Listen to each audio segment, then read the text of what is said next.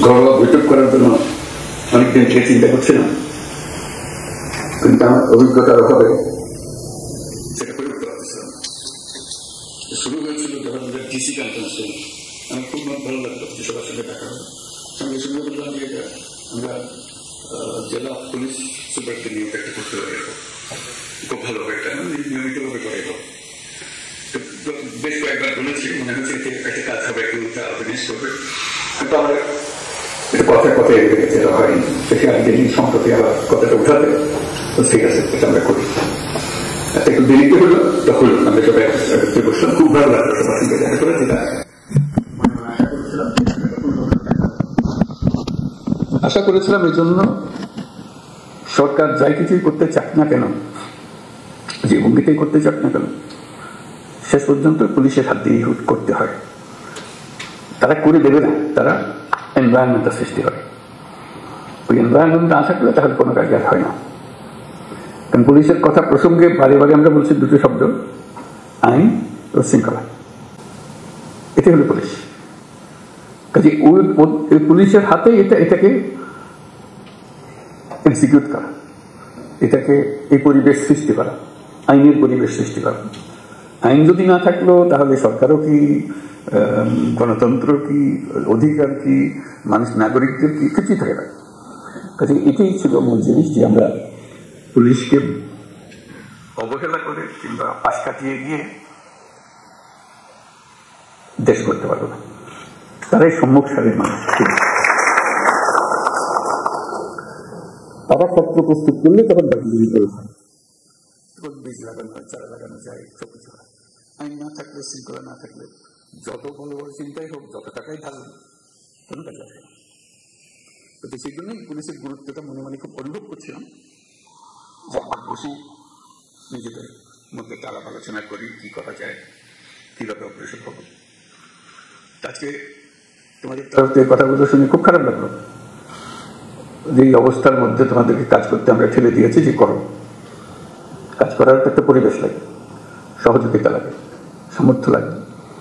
সেটা ছাড়া, এই ঢাল তলোয়ার ছাড়া আমরা যুদ্ধক্ষেত্রে পাঠিয়ে দিয়েছি যে লয় হোক।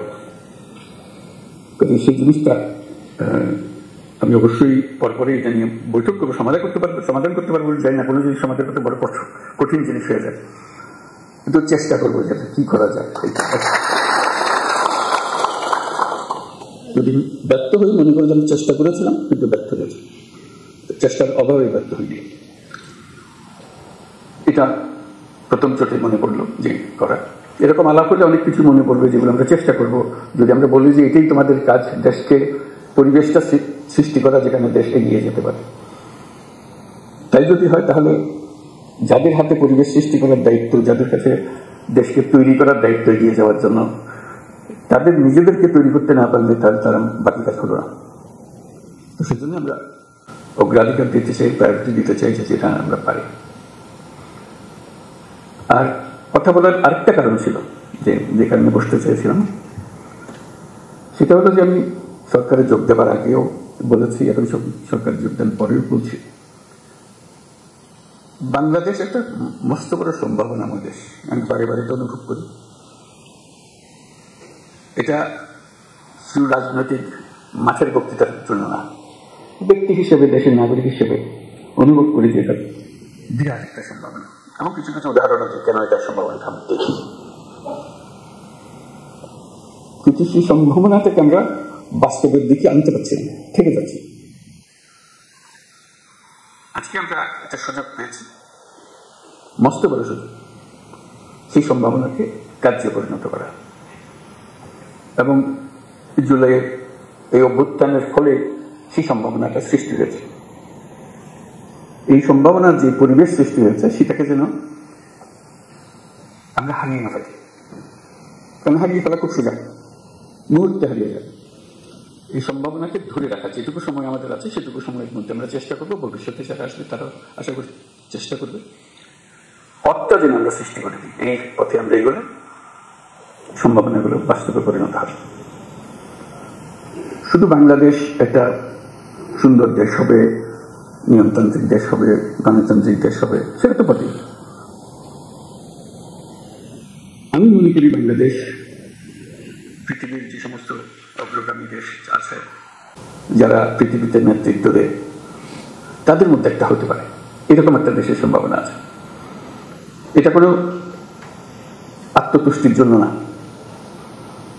এটা আমরা, আপনারাও নিশ্চয় দেখবেন, তোমরা দেখবে এটা, যেটা একটু বিচার করলে মনে হয় যে হ্যাঁ এই সুযোগ আছে। আমি একটু কয়েকটা উদাহরণ দিই। এই যে গণ অভ্যুত্থান হলো, এটা বিরাট একটা কাণ্ড, ইতিহাসের একটা বিরাট পরিবর্তন সূচিত হলো। লন্ডভন্ড অবস্থার মধ্যে আমরা এই যাত্রা শুরু করলাম। সারা দুনিয়ার যত দেশ আছে সবাই আমাদেরকে সমর্থন করলো, শুধু মিনমিনে সমর্থন না, আচ্ছা আচ্ছা ঠিক আছে করো, ওরকম না, উৎসাহ করে এসে আসলো। তারা যেরকম মনে করেছে যে এই দেশ যদি উঠে দাঁড়াতে পারে সেটা ভালো সঙ্গী হবে সবাই, আমাদের উপরে তারা ভরসা করেছে, যেরকম আমরা নিজেদের উপরে সে ভরসা আনতে চাই।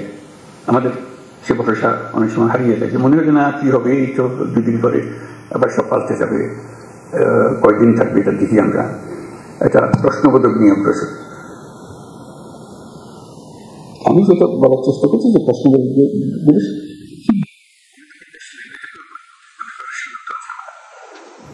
এই যে নতুন করে আমাদের যাত্রা শুরু হলো, এটা একটা মস্ত বড় সুযোগ। এই সুযোগটার উপরে আমি আন্ডারলাইন করছি, এই সুযোগটা যেন আমরা হারিয়ে না ফেলি। এটা শুধু মুখে বললে তো হবে না, সেটা ওই যে আজকের যে আলোচনা হচ্ছে সেটার মাধ্যমে ওটা করতে হবে, যে সুযোগগুলো সৃষ্টির জন্য তারও একটা পরিবেশ লাগে, সেই পরিবেশটা সৃষ্টি করে। তো সেখানে পুলিশ বাহিনী একটা মস্ত বড় ভূমিকা পালন করে। ওই যে বললাম আইন ও শৃঙ্খলা, আইনটা যদি আমরা সঠিকভাবে প্রয়োগ করতে পারি, শৃঙ্খলা যদি প্রতিষ্ঠিত করতে পারি, তাহলে যে কোনো যুদ্ধ জয় সম্ভব। এই যে এগিয়ে যাওয়ার যে যুদ্ধ লড়াই, যেটা এটা আনন্দের লড়াই, এটা কোনো কষ্টের লড়াই না। যত এগিয়ে যায় তত ফুর্তি লাগে, নিজের কাছে ফুর্তি লাগে, নিজের ছেলে মেয়েদের সঙ্গে কথা বলতে ফুর্তি লাগে যে আমরা এটা কাজ করছি, তারা দেখছে, তারা উদ্বুদ্ধ হচ্ছে, এবং নিজের তুষ্টি হচ্ছে যে আমি একটা এমন ভূমিকায় আছি যে ভূমিকায় দেশে একটা পরিবর্তন হবে। আমরা নতুন বাংলাদেশ বলে শব্দটা বলি সবসময়, নতুন বাংলাদেশ, এটা কথার কথা না, এটা নতুন বাংলাদেশ আমরা এই জন্য বলি যে পুরনো বাংলাদেশ হচ্ছে অন্ধকার যুগ, ভয়ঙ্কর একটা যুগ। সেই ভয়ঙ্কর দিন থেকে আমরা সুন্দর ঝলমল একটা দিন আসতে চাই, সেটা হলো নতুন বাংলাদেশ। পুলিশ বাহিনীর মুশকিল হলো ওই অন্ধকার যুগের তারা অ্যাক্টিভ পার্টিসিপেন্ট ছিল, নিজের ইচ্ছায় সরকারি কাজ করতে হয়, কাজে কাজ করেছে, আমরা কাজ করেছি, আমাদের হুকুম পেয়েছে, করেছে, করতে করতে আমরা ওরকম চিন্তাতে পড়ে গেছি।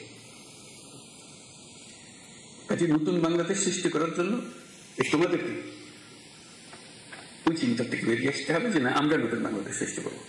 আমাদেরকে অনেক দোষ দেয়, আমরা দেখি এটা মানুষ খারাপ না, আমরা খারাপ মানুষের পাওয়া করেছিলাম, আমরা সব খারাপ মানুষ থেকে বেরিয়ে এসেছি, আমরা ভালো মানুষ, আমরা দেখো কি করতে পারি। সেই দৃঢ় চিন্তাটা মাথার ভিতরে রাখতে হবে যে আমরা দেখিয়েছি, আমাদেরকে সবাই গালিগালাজ করে মন্দ করে, আমাদের কাজের মাধ্যমে আমরা দেখাবো যে আমাদের হাত দিয়েই এই নতুন বাংলাদেশ সৃষ্টি হবে। আমরা একটা তাতে বড় রকমের ভূমিকা পালন করব, কারণ আমাদের কাছেই রয়েছে আইন এবং শৃঙ্খলা, এইটা আমরা প্রতিষ্ঠা করব। এটা প্রতিষ্ঠিত করতে পারলেই ওই এনভায়রনমেন্টটা সৃষ্টি হয় যেখান থেকে এটা উড়ান দেবে। দেশকে উড়ান দিতে হলে একটা মোমেন্টাম জেনারেট করতে হয়।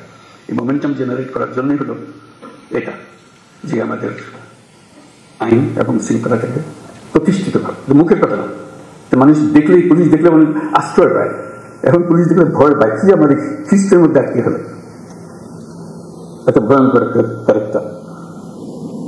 পুলিশ হলো বন্ধু, এটাই হলো, কারণ আমি আইনের পক্ষের মানুষ, আমি আইন প্রতিষ্ঠা করার মানুষ, আইন হলো আমাদের সবার আশ্রয়। তো পুলিশ হলো সে আশ্রয়দাতা, ওই যে আমি আইনের আশ্রয় নিয়ে আসছি, আইন আপনাকে সুরক্ষা দেবে। এটা যদি আমরা এই ইমেজটা যদি প্রতিষ্ঠিত করতে পারি, অতীতের সব কথা মানুষ বলে দেবো। কাজে এটা নিয়ে কান্নাকাটি করে কোনো লাভ নেই, কারণ সেইটা আমরা বদলাতে পারবো না, সেই 16 বছরের ইতিহাসে আমরা বদলাতে পারবো না। সেই 16 বছরের কালিমা আমার সারা গায়ে মাখা আছে, আমি রাতারাতি পাল্টাতে পারবো না। এটা মানুষ হিসেবে আমি আমার কর্তব্য নির্ধারণ করতে পারি, আমি আমার সম্পূর্ণ নতুন ভাবমূর্তি আমি প্রতিষ্ঠা করতে পারি।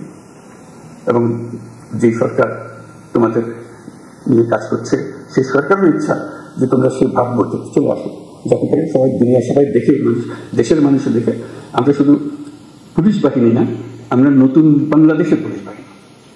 এই ক্যারেক্টারটার জন্য দেখলে মনে হচ্ছে না এই লোকটা, এই পুলিশটা নতুন বাংলাদেশের পুলিশ, তোমার কাজে কর্মে, তখন মানুষ অতীত ভুলে যাবে, মাফ করে দেবে। যা আমাদের সবাইকে ভুক্তভোগী হতে হয়েছে, সেটার কারণে তাদেরকে সেই ভূমিকা পালন করতে হয়েছে। এখন সুযোগ পেয়েছে তারা নিজের চরিত্র নিজের ভাবে উন্মোচন করেছে যে আমি নতুন বাংলাদেশের পুলিশ। এই নতুন বাংলাদেশের পুলিশ বলতে যা যা তোমার মনে আসে সেই জিনিসটাকে প্রতিষ্ঠা করা, এটাই হলো আমাদের মূল কাজ। এটা করতে পারলে আমরা আমাদের এই যে সুযোগ সৃষ্টি হলো, আমি যে সুযোগের উপরে জোর দিচ্ছি, অভ্যুত্থানের কারণে যে সুযোগ সৃষ্টি হয়েছে, যার কারণে আমরা নতুন বাংলাদেশের কথা জোর দিয়ে রয়েছি। মাঝে মাঝে লোকে মনে করে এটাও একটা রাজনৈতিক বক্তব্য, বলতে শুনতে ভালো লাগে, কিন্তু অন্তঃশাসন আমরা সেভাবে বলার চিন্তা করি নাই।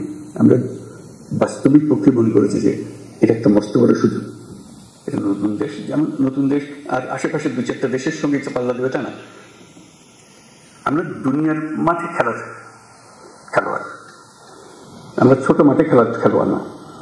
বাংলাদেশ যে বললাম, বাংলাদেশ অপূর্ব একটা দেশ, সে দেশে যারা আমরা দুনিয়ার মাঠে খেলি, আমাদের দিকে দেখিয়ে লোকে হাততালি এসছে, বাংলাদেশ নেমেছে এবার, ওরকম চাই, ওরকম এমন করতে পারি। এটাও কোনো বাক্য উচ্চারণ করা মানুষের মধ্যে একটু ভাবনা চিন্তা সৃষ্টি তা না, আমরা বাস্তবে পারি, আমাদের সেই সুযোগ আছে, সেই সুযোগের কথা বারে বারে বলার চেষ্টা করছি, এই সুযোগগুলো যেন আমরা গ্রহণ করি। তো সেই নতুন বাংলাদেশি পুলিশ বাহিনী হিসেবে আমাদের করণীয় কি করতে পারি?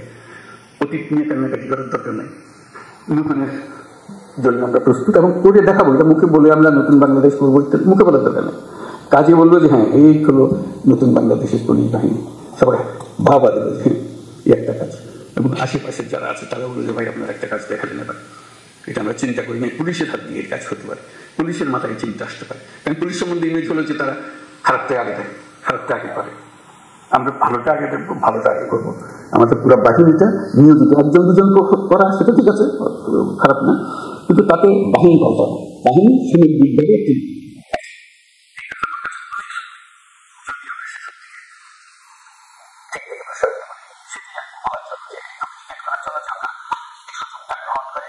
করতে হবে, সে আলোচনাটাকে শুরু করে যে এই জিনিস হলে এটা একটা টিম ওয়ার্ক, এটা তো আর একক কোনো উপদেষ্টা মহোদয় হুকুম দিয়ে দিল তোমরা করে ফেললে, এরকম না, এটা সবাই মিলে একটা টিমের মতো খেলতে হবে।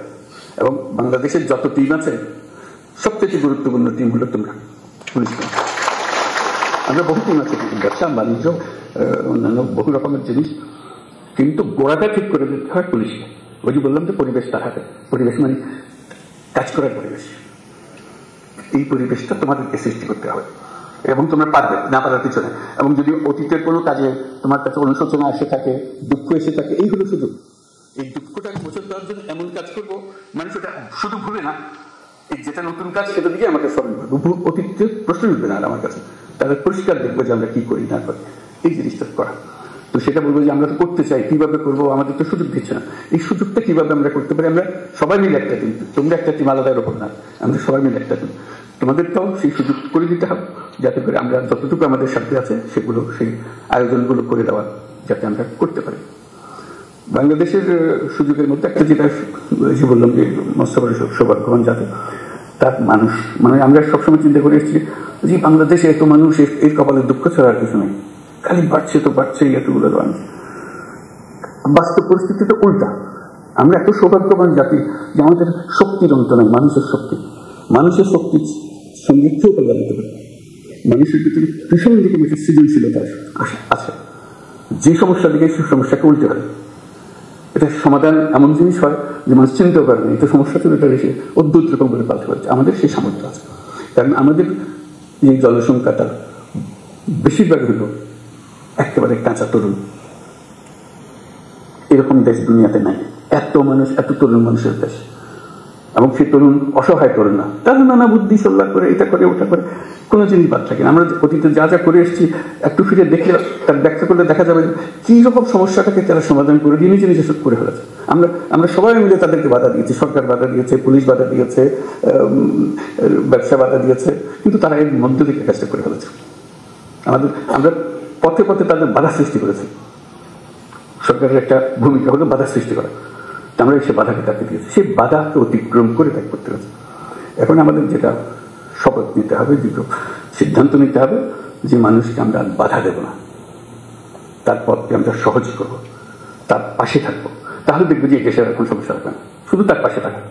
শুধু আইনের ভিতরে তাকে রাখতে হবে, তাকে বলতে ভাই আইনটা পাবেন না, আইনটা হাতে নিয়ে না, আইনের ভিতরে থাকেন, আমি যা দরকার আমি করে দেবো আপনার জন্য, আইনের ভিতরে থাকেন। আর আমি নিজে যদি আইন ভঙ্গ করি তাহলে সেটা বলবে যে আমি কি, আপনি কি আমার ওয়াজ করতেছেন, সেই ওয়াজটা আপনি নিজে মানতেছেন না, সে হাসবে। এখন এটা কোনো অর্থ থাকবে না। কাজে নিজে আগে মানি যে আমি আইনের ভেতরে থাকবো, এবং তখন সে মানবে যে হ্যাঁ আইন এটা আমাদের করতে হবে, যে করা। সম্ভাবনার কথাটা বললাম, এই সম্ভাবনাটা কিভাবে আমরা কাজে লাগাবো। এই সরকার, অন্তর্বর্তীকালীন সরকার, এটা হাতে খুব বেশি সময় নেই। আমরা অলরেডি 7 মাস পার করে এসেছি। আমরা বলছি ডিসেম্বরে নির্বাচন হবে। এর মধ্যে যা আমরা করতে চাই, যা আমাদের সামর্থ্য আছে, এগুলো করে ফেলা। কাজে কি কি সংস্কার, আমরা সংস্কারের উপর দিচ্ছি, তোমরাও সংস্কারের কথা বলছো, যে আমাদের যত সংস্কার করার দরকার আছে আমি করে ফেলি। কারোর জন্য অপেক্ষা করে আমাদের কোনো ফায়দা হবে না, কাজটা করতে হবে এবং সেটা আমাদের প্রতিষ্ঠিত করতে হবে যে আমরা সেই অংশটা করব। এটা আশ্বাস দিলাম তোমাদেরকে। তোমরা আমাদেরকে বলো যে আমরা আমাদের পার্টটা আমরা করবো। আমরা এই নতুন বাংলাদেশের নতুন পুলিশ বাহিনী হবো। এটা হলেই আমরা ওই ক্ষেত্রটা প্রস্তুত করলাম। এই ক্ষেত্র প্রস্তুত করলেই আমরা থাকি আর না থাকি, এটা দেশ থেকে যাবে, এটা চলবে। অন্যরা মনে করবে যে না, এটা সুন্দর চলছে, গাড়ি চলতে থাকবে, সেই জিনিসটা করে। যেহেতু নির্বাচন আসছে, নানা রকমের সমস্যা হবে, নানা রকম চাপ আসবে, ডেসপারেট হয়ে যাবে, আমার ক্যান্ডিডেটকে জেতাতে হবে, ওর ক্যান্ডিডেটকে জেতাতে হবে। তুমি এখন আইন মানতে চাইলে তোমাদের করে খেপাখেপি করবে যে না, কিছু তো আইন, তুমি আমাকে আইন দেখাও, এসব হবে। আমাদের সেখানে শক্ত থাকতে হবে, আইনের ভেতরে থাকতে হবে, যাতে করে যে সরকার নির্বাচিত হয়ে আসবে সে সরকার আইনের সরকার যেন হয়। আইনের মারফতে যে এসছে, যে আইন ভেঙে ভেঙে এসছে, সে সরকার কোনোদিন আইন রাখতে পারবে না, কারণ সে ভাঙারই অভ্যাসটা। কাজে এই যে সুযোগের কথাটা বললাম, এই জন্য বললাম এই সুযোগটা হলো এমন যে আমরা যাতে ভবিষ্যতের সরকারটার জন্য আইন মানা সরকার হয়, এটার জন্য আমরা নিশ্চিত করতে পারি। সেটারও দায়িত্ব তোমাদের হাতে, যেহেতু নির্বাচনটা তোমাদের হাত দিয়ে হবে। কারো কথা মানার দরকার নাই, না অন্তর্বর্তীকালীন সরকার, না অন্য সরকার যারা নির্বাচন করছে তাদের কারো কথা বলছে, আইন যা বলে তুমি আইনের ভেতরে থাকো, তাহলে পরবর্তী সরকার আইন মানার সরকার হবে। আর যদি বলছি হ্যাঁ ওরা কি আছে, ওরা তো আসতেছে, ওদের কুটুম মানুষ ছাড়া আমরা কি করবো, তাহলে আমরা অন্যদিকে চলে গেলাম। যেই হোক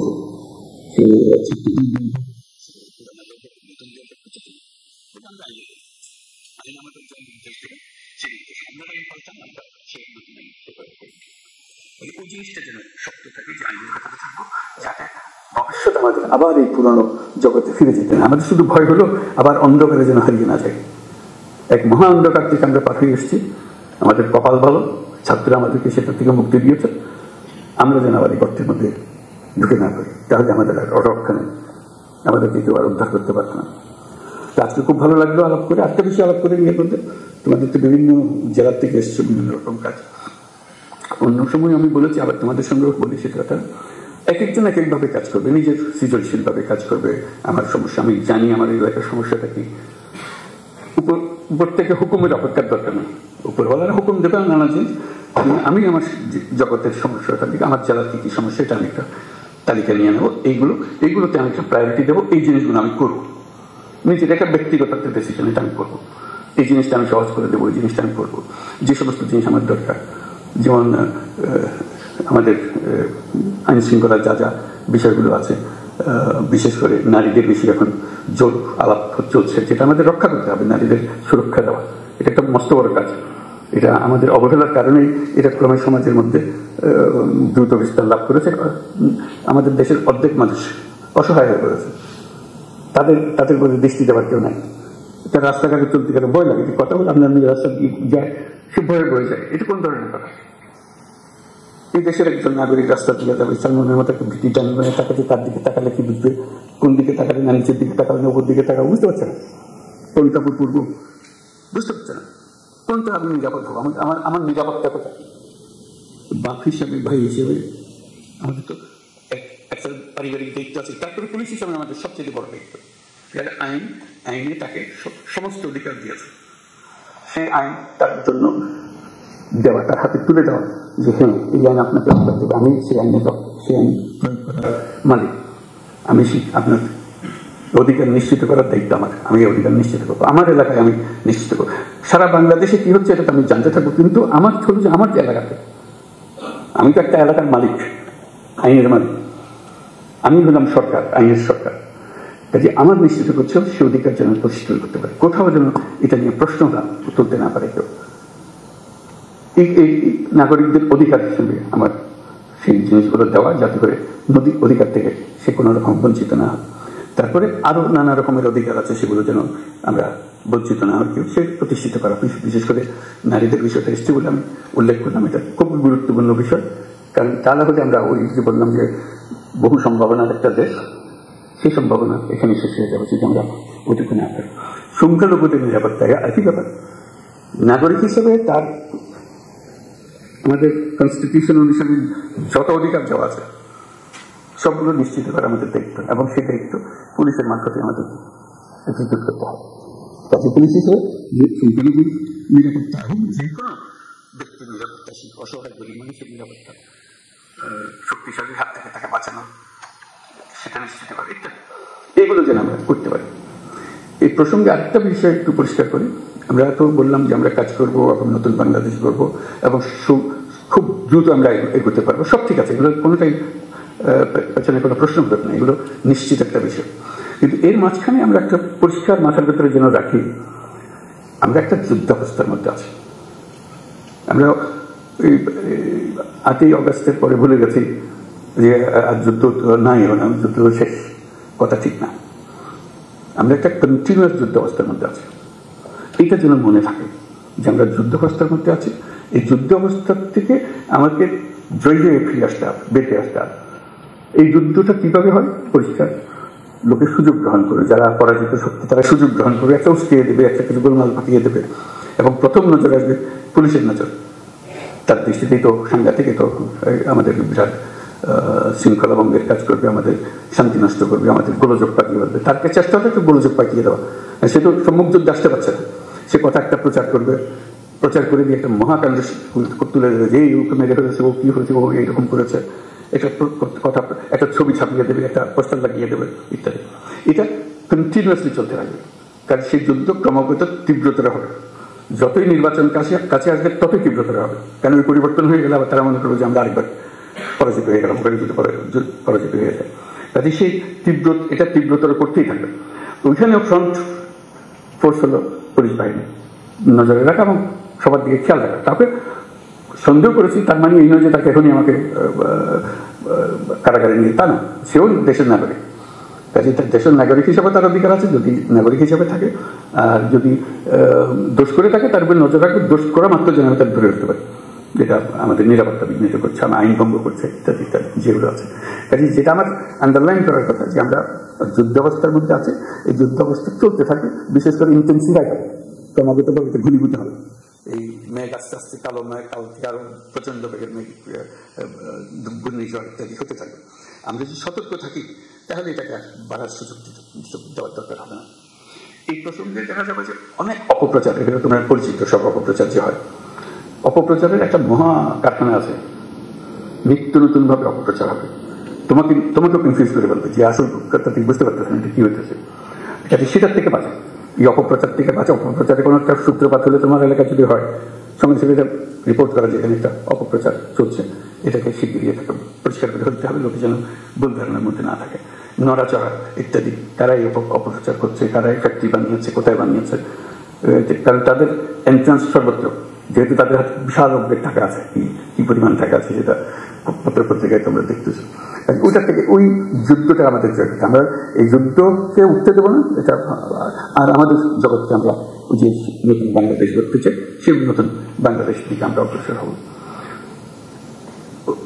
এটা ডিসিদের মিটিংও বলেছিলাম, এখানেও সেটা বলি আমি, এটাও আমার কাছে খুব গুরুত্বপূর্ণ বিষয়। সেই জন্য এটা হলো যে আমরা 64 জেলার 64 জন দায়িত্বে আছে। 64 জন তো একরকম না, একটা হলো যে ব্যক্তিগতভাবে একরকম না, একটা হলো যে কেউ অ্যাক্টিভ কেউ একটু ইনঅ্যাক্টিভ, দুদিন পরে করতেছে, আজকে যেটা করার কথা কালকে পূর্ব পরশু করবে, এরকম। তো সেটা যে আমরা যাচাই করবো কিভাবে, সেই জন্য স্বরাষ্ট্র মন্ত্রণালয়কে বলবো একটু খেয়াল রাখা, এটা একটা প্রক্রিয়া সৃষ্টি করা, যাতে করে উৎসব হয়। আমার কাজের মধ্যে একটা উৎসব আছে, আমি যেন ঝিমিয়ে পড়লে এটা আমাকে জাগিয়ে দেয়। আমি পারি, কিন্তু একটু ঝিমিয়ে গেলে একটু চাঙ্গা করে। কি করে? প্রস্তাব দিচ্ছি তো র্যাঙ্কিং করা, প্রতি মাসে 64 জেলাকে 1 থেকে 64-তে নিয়ে আসা, সবাই কে কোন স্থানে আছে। ক্লাসে এরকম হয় না যে ফার্স্ট পর সেকেন্ড পর হয়, ভর্তি রাখে। আমার একেবারে লেসের পড়াই দিয়েছি, আমার খুব খারাপ লাগে, আমি পারি, তখন আমার একটু গুসা লাগে যে কি বলে ওই কামি আমার উপরে যায়, আমি হচ্ছে অনেক ভালো করি। কত বলবো যে আমার জেলাটা আসলে খারাপ, আমাকে এই জন্য গেছে, পরে বলছে না ওরটা অত খারাপ, ওটা তো ভালো, ও তো আমার উপরে চলে গেছে। এই জিনিসটা করে, এটা খেলার মনোবৃত্তি থেকে, কোনো কাউকে শাস্তি দেওয়ার জন্য না, যে এটা খেলোয়াড়, যে সবাইকে জানানো হবে এই কি ক্রাইটেরিয়াতে হবে, সেই ক্রাইটেরিয়াটা ঠিক করে দেবে। তোমরা জানো যে এই ক্রাইটেরিয়াতে বিচার হয় এবং প্রতি মাসে এটা তৈরি হয় 1 থেকে 64। আমাদের যেটা হবে, তাদের স্বরাষ্ট্র মন্ত্রণালয়কে বলতে যেটা হবে, একই ব্যক্তি বারে বারে 64-তে থেকে যায়, এটা নিয়ে এখন আমাদের সন্দেহ। যে আগে যে 64 ছিল, 64, তারপর 63-তে চলে গেছে, তারপর 50-এ চলে গেছে, তারপরে 32-এ চলে গেছে, সে নড়াচড়া করে। এইগুলো 64 আর নড়ে না, জিনিস খালি ওখানে থাকে। তাহলে তার মধ্যে একটা বেসিক প্রবলেম আছে, হয় এটা তার পারিপার্শ্বিক একটা প্রবলেম, অথবা তার ব্যক্তিগত একটা প্রবলেম। সেটার দিকে নজর দেওয়া, তার একটু সাহায্য করা, যে একটু নড়াচড়া করা, একটু এক ধাপ উপরে ওঠার জন্য চেষ্টা করে, উৎসাহিত করা। আমি এটা উৎসাহিত করা, ইনসেন্টিভ দেওয়ার জন্য, যে আমরা কি হলো, শুধু নজর রাখা যে যে জায়গাতে আছে নিচের দিকে, সেই নিচের দিকে থেকে যাচ্ছে, ওঠার চেষ্টা করতেছে না বা পারতেছে না, তাহলে তাকে ট্রেনিং দিতে হবে, তাকে একজন সাহায্য করে দিতে হবে, যাতে করে সে একটু উপরে উঠতে পারে। আর যে 10-এর মধ্যে ঢুকে গেছে, আর 10 থেকে নামতেছে না, ভাবা সে শক্ত করে ধরছে, সে ভালো, তার দিকে একটু নজর রাখা, যে হ্যাঁ ভালো কাজ, ভবিষ্যতে অনেক কাজ দায়িত্ব দেওয়া যাবে তাকে, যে 10-এর মধ্যে থাকে প্রত্যেকবার। এরকম একটা প্রক্রিয়া করে ফুর্তি রাখা কাজ করার মধ্যে। তা আমরা প্রযুক্তিকে আনতে চাচ্ছি আমাদের কাজের মধ্যে। আমরা পুলিশ রিপোর্ট করা, কি বলে এটা, মামলা রুজু করা, এগুলো অনলাইন, এগুলো আছে না, অনলাইন চালু করে কাজ হচ্ছে ভালো। এই অনলাইন আমরা সব যত কিছু আছে এখন অনলাইন করার চেষ্টা করি, এটা দিয়ে শুরু হলো অনলাইন, এটা মামলা রুজু করা। আমরা দেখবো কোন জেলাতে কয়টা হয়, এটার একটা ছবিটা দিয়ে দেওয়া, টেবিলটা দিয়ে দেওয়া। এই জেলাতে এই মাসে, এই মার্চ মাসে 32টা হয়েছে, এই মাসে আগের মাসে 30টা ছিল, আগের মাসে 20টা ছিল, এখন 32টা হয়েছে। আরেকজনের প্রথম মাসে 20টা ছিল, তাদের মধ্যে 40 হচ্ছে, তারপর 80টা হয়েছে, দ্রুত চলে যাচ্ছে। একই কাজ, একজনের সবাইকে উৎসাহিত করছে, যেখানে কাজ আটকে যাচ্ছে সেখানে তাকে সাহায্য করছে, করতেছে, ভাই কি আমাদের এখানে আটকে গেলে এটা চলতেছে না, আমার পারতেছে না, তোমরা আমাদের বারবার আসেন, ঠিক করে দেন, নাহলে আমি পিছিয়ে যাবো। অর্থাৎ এই সংখ্যাটা বাড়তে হবে, আসতেছে মামলা আসতেছে, এটা লিখিতভাবে আসতেছে, আমরা লিখিত মামলা আস্তে আস্তে আমরা বন্ধ করে দেবো। এটা অনলাইনে আসতে হবে, অনলাইনকে তাকে অভ্যস্ত করা, যে হ্যাঁ আসলে ভাই আপনাকে দেখাই দেবো, আর চলেন আপনি অনলাইনে করেন। এটা সে তো জানে না অনলাইন, প্রথম দিকে কাজে আসলেও আটজন বলবো আসছে, একদিন সময় হয়ে গেছে, আপনি তো অনলাইন শিখে ফেলেছেন, ওইখানে শহরে অমুক জায়গাতে আছে, ওরা করে এগুলো, আপনি ওখানে যেন ওরা করে দেবেন, আমার কাছে আসার দরকার নেই। উৎসাহ সহকারে তারা দেবেন, যাতে নম্বরটা বাড়ে, আপনার অনলাইনের সংখ্যাটা বাড়ে। যত অনলাইনের সংখ্যা বাড়বে তত বুঝলাম যে কেউ না কেউ ইনিশিয়েটিভ নিচ্ছে, ইনিশিয়েটিভ নিলে কাজটা হতে পারে, সে কাজগুলো করে দেওয়ার জন্য। এরকম প্রত্যেকটা জিনিস মানে অনলাইনের মধ্যে আমরা আনতে থাকবো। ন্যাশনালি অনেক জিনিস আমরা অনলাইন নিয়ে আসবো, যেমন কর দেওয়া, ট্যাক্স দেওয়া, পুরো ট্যাক্স সিস্টেমটা অনলাইনে হয়ে যাবে, অনলাইনে দেবে। অর্থাৎ তাকে সরকারি অফিসের পেছনে দৌড়াদৌড়ি করতে না, এগুলো আছে, দোকান আছে, তার কারণে এখানে আমি ট্যাক্স দিতে পারি, ব্যাট দিতে পারি, যা যা করতে হয়, লাইসেন্স নিতে পারি, সবকিছু দেওয়া হচ্ছে। আমার তথ্য দিল, তথ্য দিলে সে আমার লাইসেন্সটা দিয়ে দেয়, খুলে গেছে, তার সঙ্গে আর কোনো সে দোকানের সাথে বসে আছে, আমি শুধু গিয়ে টাইপ করতে। এরকম প্রতিটির ক্ষেত্রে আমরা ওই সিস্টেমে আমরা চলে যাচ্ছি আস্তে আস্তে। যেমন এখন ইয়ের ব্যাপারে, পাসপোর্টের ব্যাপারে মনে হচ্ছে নিশ্চয়ই তোমাদের নজরে এসছে, আমরা বলছি পুলিশ ভেরিফিকেশন লাগবে। প্রথম সব চমকে গেছে, বলে যে পুলিশ ভেরিফিকেশন এত অভ্যস্ত হয়ে গেছে আমরা পুলিশ ভেরিফিকেশনে, যেটা তুলে দেওয়া মাত্র চমকে উঠেছে, কারণ অথচ এটা করলো কেন? আমি এই দেশের মানুষ, আমার এনআইডি ছেলে প্রতিষ্ঠিত করেছে, আমি এই দেশের নাগরিক হিসেবে পাসপোর্ট পাওয়া আমার অধিকার। আমার যদি কোনো কেস থাকে, মামলা থাকে, সরকার আমাকে সেটার জন্য বাধ্য করে বলেছে না এই লোকের মামলা আছে, তাকে কোনো সময় পাসপোর্ট দেওয়া যাবে না, সেটা সে করতে পারে। তার ইয়েতে গেলেই আমরা পাবো, তার আইডিতে গেলেই আমরা পাবো ডেটাবেসে যে তার নামে মামলা আছে, পরিষ্কার হয়ে, কারণ ভেরিফিকেশনের দরকার নেই। এই একটা হামলা মামলা মাসের পর মাস, বছরের পর বছর চলে যাচ্ছে, সে বেচারা পাসপোর্ট আছে। তো আমরা বলছি ভেরিফিকেশন রাখতাম। তখন প্রশ্ন উঠলো, এটা তো বিপদে ফেললেন আমাদের, রোহিঙ্গারা যদি এর মধ্যে ঢুকে যায়, কারণ ভেরিফিকেশন লাগাতে ভেরিফিকেশনে বুঝতে পারতাম যে এটা রোহিঙ্গা, কাজে তারা আমরা পাসপোর্ট দিতাম না। তো আমরা ঠিক করলাম যে না, সেটা UNHCR যারা রোহিঙ্গাদের দেখাশোনা করে প্রসূতিদের, তাদের ডেটাবেস আছে, তাদের ডেটাবেস থেকে সব জানবে যে ওটা দেওয়া মাত্র ওই নম্বর, ওর NID দেওয়ার মাত্রই বললো যে ওটা NID নেই, NID ওটা বেজাল NID আছে, সে বেজাল NID অন্য জায়গায় চলে যাও। তো তখন তার ইয়েগুলো আছে, বায়োমেট্রিক্স আছে, বায়োমেট্রিক্সটা দিলেই সঙ্গে সঙ্গে বলবো যে এটা রোহিঙ্গার ক্যাম্পের বাসিন্দা। তারপর যেহেতু ওই দুটা ডেটাবেস কানেক্টেড হয়ে যাবে, এটাই এখন আমরা প্রক্রিয়া করছি, যে দুটো একত্র হয়ে যাবে।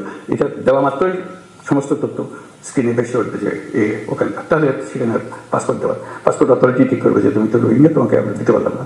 কাজে ওখানে পুলিশ ভেরিফিকেশনের দরকার নেই, যেহেতু টেকনোলজি আমাদেরকে সাহায্য করছে। অর্থাৎ আমরা ওই পথে অগ্রসর হবো যাতে তোমাদের কাজগুলো সহজ হয়, আইডেন্টিফিকেশন সহজ হয়, যাতে আমরা অগ্রসর হতে পারি, সহজে অগ্রসর হতে পারি, যারা যারা আছে, কি আছে না আছে সেগুলো নিয়ে কাজ করার জন্য। কাজে বহু সম্ভাবনা আছে আমাদের এগুলো করার জন্য। আমরা শুধু এই কাজগুলো করি আনন্দে সহকারে করি, এগুলো কোনো কষ্ট সৃষ্টি করার জন্য করতেছে না, সবার আনন্দ। আমি আমার কাছে নিয়োজিত থাকি এই কাজে, কে কার পাসপোর্ট নিয়ে তার জন্য কোন গ্রামে যেতে হবে, তাতে আত্মীয় স্বজন বের করতে হবে, পুলিশ ভেরিফিকেশন, সেটা একটা কঠিন কাজ। তোমাকেও যে ঝামেলার থেকে মুক্ত দিলাম, সে লোকটা ঝামেলার থেকে মুক্ত হয়ে গেল। টেকনোলজি ইউজ করলাম, টেকনোলজি ইউজ করে আমরা অনেকগুলো কাজ এখন থেকে করতে আরম্ভ করবো, এবং যেখানেই টেকনোলজির মোকাবিলা হবে দেখবে উৎসাহিত করবে যে ভাই ওটা এটাই ভালো, অনেক শান্তিতে থাকবেন, আর কোনো অসুবিধা হবে না, নিজের কাজগুলো করতে পারবে। অর্থাৎ ভূমিকা পালন করার জন্য আমাদের অনেক জিনিস আছে। পুলিশ বাহিনী হলো আমাদের কোর বাহিনী, যাতে মানুষের সঙ্গে, সরকারের সঙ্গে যে আমাদের সংযুক্ত রাখে, মানুষের মনে উৎসাহ সৃষ্টি করে, আনন্দের সৃষ্টি করে, যে আমরা জাতি হিসেবে এগিয়ে যেতে চাই, আমরা হেরে যাওয়ার জাতি না, আমরা জয়ী হওয়ার জাতি, আমরা পারবো, আমাদের সেই সম্ভাবনা দুয়ার খুলে গেছে, সেই সম্ভাবনাগুলোকে আমরা কাজে লাগাতে চাই, সেই কথাগুলো বললাম। আজকে এই কথাগুলো বললাম, আরও ভবিষ্যৎ আরও হবে, এখন অনেক জিনিস জানতে পারলাম, এগুলো নিয়ে আমরা বসে যতটুকু করতে পারি, যাতে করে আমরা আমাদের কাজগুলো যে কয় মাসে আমরা দায়িত্বে আছি, সেই কয় মাসে অন্তত আমরা অনেক দূর নিয়ে যেতে পারি। ভবিষ্যতে কী হবে সেটা ভবিষ্যতের হাতে, কিন্তু আমাদের প্রতিটি দিন যেন আমরা মনে করি যে আমরা একত্রে সবাই মিলে বসে দেশের জন্য একটা কাজ করেছে, যেটা দেশকে এগিয়ে নিয়ে যেতে সাহায্য করছে। বিশেষ করে আমাদের ছেলেমেয়েরা, তারা আমাদের দিকে তাকিয়ে আছে যে আমরা কী করছি, তাদের কপালে কিছু সিল মেরে দিচ্ছি, যে দল দেওয়ালে কিছু দুঃখ ছাড়া কিছু নেই, নাকি তাদের দরজা খুলে দিচ্ছি, যে তারা যেখানে ইচ্ছা পারে তারা যেতে পারে, তাদের সামর্থ্য দেখাতে পারে, তাদের অবস্থান দুনিয়ার সামনে তুলে ধরতে পারে, এবং সেটা পারার মতো জিনিস। আমাদের সামনের প্রজন্মদের বিষয়টা হল প্রযুক্তির জন্ম।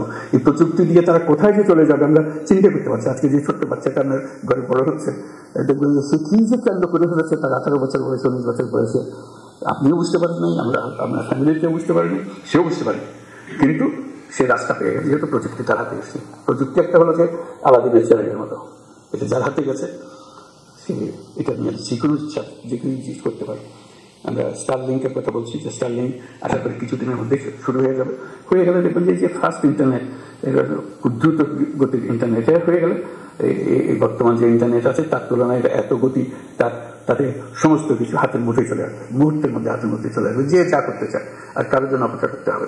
এটা তো একটা টেকনোলজি, এখন বহু টেকনোলজি আরও আসতে থাকবে, যাতে আমাদের সাথে একটু ডাক্তার ছেলেকে শিখতে হবে, কিন্তু বাচ্চারা জন্ম থেকে